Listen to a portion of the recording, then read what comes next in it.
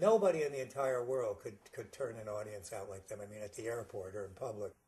No president, no king, no baseball star, no film star. I mean, I was involved in many of those things where they arrived at a certain airport and it was pandemonium. And all the police in the world could not control that.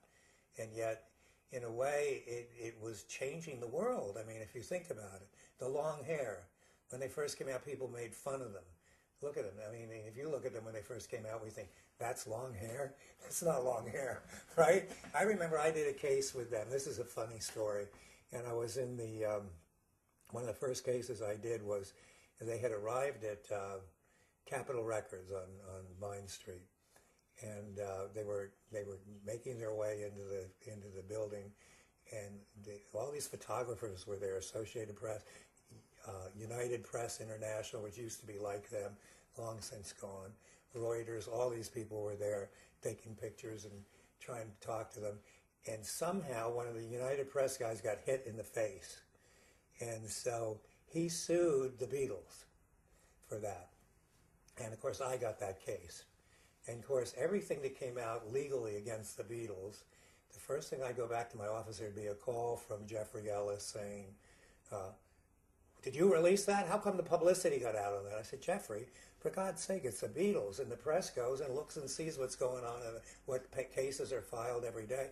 I don't have anything to do with that. I don't release anything. I don't even give comments. So, but anyway, I remember going down and I got the lawsuit, and it was ridiculous. I mean, the United Press guy wanted monetary damages, but he also insisted, as one of his prayers, that the Beatles be forced to get haircuts. I mean, it was unbelievable. I still have it. It was unbelievable. So I went in. What I did is I didn't answer, and there's a thing in civil law called a demur, which basically means, all right, so what if it happened? There's not a case of action. And that's what I did. I demurred to this thing, and I went to a special law in motion. Well, young lawyers never do that because they never even heard of it. But you go in there, and everybody's 90 years old or older, all the lawyers. And I remember walking in there, and I was still a young lawyer. And I walked in there, and the judge was sitting up there, and nobody was in the courtroom except lawyers, all these old guys. And I went up and I said, Robert Fitzpatrick for Paul McCartney, George Harrison, John Lennon, and Richard Starkey, the Beatles.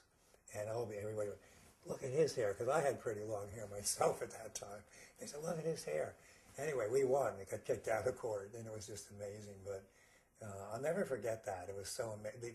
The stuff that went on with them, you know, I mean, it was just, and nobody said, hey, that's ridiculous to have to call, you know, I mean, that's ridiculous. I mean, it's ridiculous that they would ask that. But no, I don't think there will ever be another act like them. But on the other hand, you know, I did do some stuff with the Stones, and I did do things with The Who, which was a madhouse, but a lot of fun. And everybody was different. Everybody was different. But nobody was like the Beatles, period.